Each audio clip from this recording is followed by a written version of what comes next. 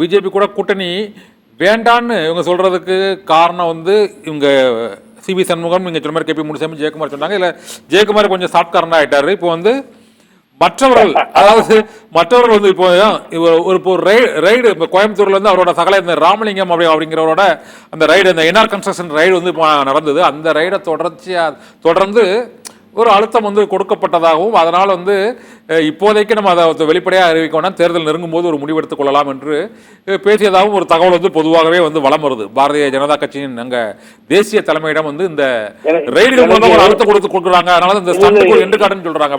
அது உண்மையா சார்? அது இல்லைங்க, இது நடுவில் மிஸ்டர் வாட்சன் வந்து பிரதம மந்திரியை சந்திச்சார் டெல்லியில, ஞாபகம் இருக்கா உங்களுக்கு? ஆமா ஆமா, அவர் சொல்லி கொடுத்திருப்பாரு, நீங்க வந்து கொஞ்சம் மிரட்டினீங்கன்னா சரியா போயிடுன்ற மாதிரி ஐடியா கொடுத்தாரு, என்னவோ தெரியல. அவர் அதை தான் வற்புறுத்தி பேசுனதா தெரியுது. ஆனா ஒரு நயினார் நாகேந்திரன் பாரதிய ஜனதா கட்சியில் இருக்கவர் ஈடியை பார்த்து பயப்படாதீங்க அப்படின்னு என்ன கருத்தாது? அப்ப அந்த மிரட்டல் வருது, மிரட்டல் துணியில தான் அவர் பேசுறாரு. ஆமா, இதுக்கெல்லாம் நாங்க பயப்பட மாட்டோம்னு கேபி முனுசாமி சொல்றாரு. ஏன் பழனிசாமி பேச மாட்டேன்றாரு? ஏன் பதில் சொல்ல மாட்டேன்றாரு? ஆக பாரதிய ஜனதா கட்சி லாக் பண்ணுது. சரி, இவங்களை விடுறதா இல்ல, எப்படியாவது இந்த நெருக்கடி உண்மைதான். நெருக்கடி 100% உண்மை, 100% உண்மை. நான் ஒண்ணு சொல்றேன் கேளுங்க ஓப்பனா.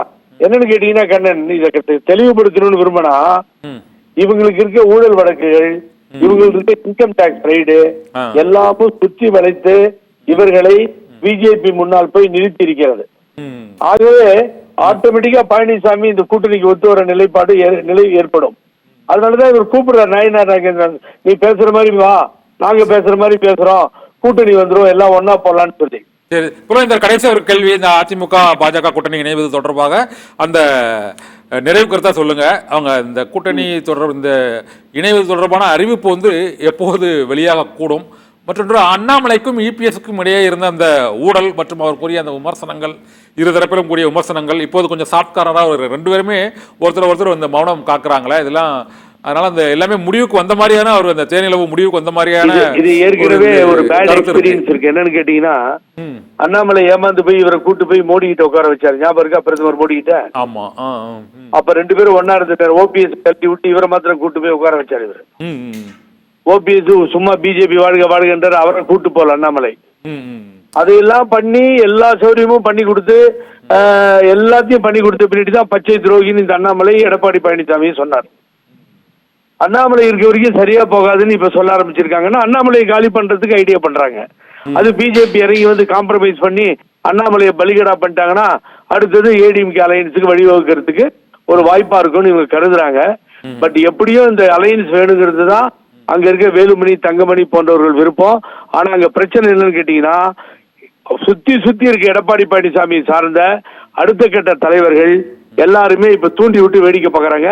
அதை இது பேசுங்க, விடாதீங்க, எடப்பாடி பழனிசாமி எப்படியாவது அந்த இடத்துல இருந்து இறக்கணும்ன்ற முடிவுக்கு வந்துட்டாங்க.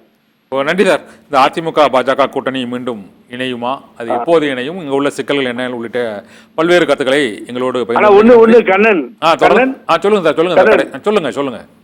இணைஞ்சாலும் அதே ரிசல்ட் தான், இணையினாலும் அதே ரிசல்ட் தான், அதையும் ஞாபகம் வச்சுக்கோங்க. சரி, அது இணைவதால வந்து பெரிய சொல்றீங்க. தமிழ்நாட்டு மக்கள் ஓட்டு போடுறது இல்ல, ஒத்துக்க மாட்டான்.